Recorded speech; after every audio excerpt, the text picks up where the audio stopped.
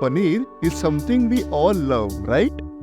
Check out this recipe if you are looking for a new way to prepare it. It is very popular in Indian restaurants, but we will show you how to make it at your home easily. Welcome to Ranna Roshmita, and we are making Paneer Kolhapuri. First, we need to make a gravy base or watan for this. Start by heating some refined oil in a pan. Then, add a bay leaf, a few whole black peppers, a small black cardamom, a few green cardamoms, 2 cloves, half a star anise, some coriander seeds, cumin seeds, a spicy dried red chili, a few Kashmiri chilies, and some freshly grated coconut. Dry roast these over low to medium flame until your kitchen is filled with the aroma of these delicious spices and the grated coconut turns brown.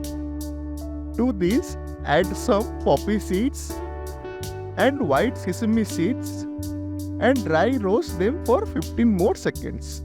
Then completely cool, add a small amount of water and make a paste like this. The aromatic Kolhapuri Masala is the heart of your dish, so make sure it's ground well for the best flavors. Next, we will make the Kolhapuri gravy. For this, heat some refined oil in a pan. Add some whole cumin seeds and let it crackle.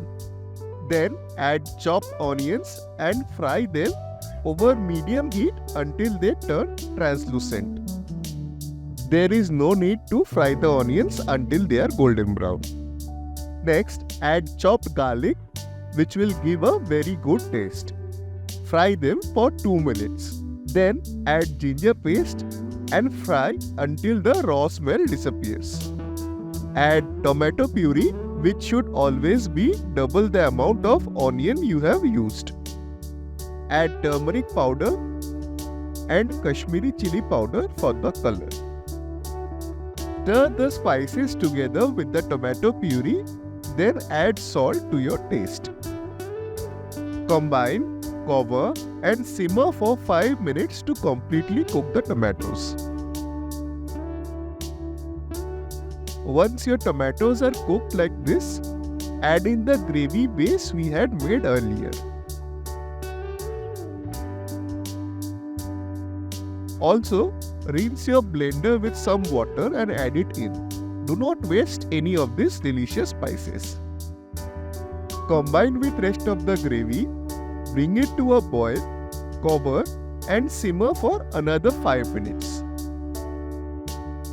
After cooking, you can see the oil has separated from the gravy, which means it is done. Add some water to your liking to adjust the consistency of the gravy and bring it to a boil. Now, in a separate karai, heat some refined oil. Once the oil is hot, add separated wedges of onion, medium-sized pieces of capsicum, and a star ingredient, paneer. For some color, add turmeric powder and Kashmiri chili powder. Then, over high heat, fry them for 2 minutes so that the outer layer of the paneer develops some texture and the rawness of the vegetables disappear. Then, add these fried vegetables and paneer to the gravy. Along with this, add handful of chopped coriander leaves,